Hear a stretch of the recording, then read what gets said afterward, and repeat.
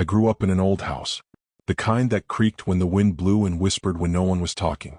My parents always said it had character, but to me it felt like it had secrets. One night, when I was 10, I found a door I had never seen before.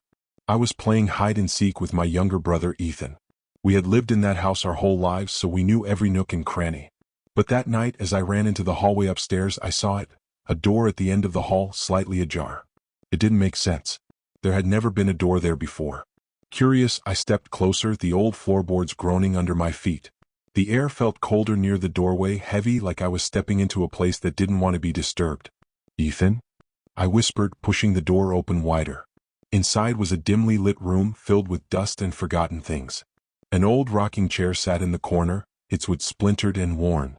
A bookshelf lined the far wall, filled with books whose spines were too faded to read. The wallpaper was peeling, revealing dark stains beneath. I took a step inside. Then I heard it. A soft creaking sound, like someone shifting in the chair. I froze. The chair was empty, but it was rocking. My heart pounded. The air in the room grew colder, pressing against my skin like icy fingers. Then, from the corner of my eye, I saw something move, a shadow darker than the dim room itself, shifting in the farthest corner. I ran. I didn't look back. I slammed the door shut behind me, gasping for breath. Ethan found me moments later, asking why I looked like I had seen a ghost. When I turned to show him the door, to prove I hadn't imagined it, it was gone.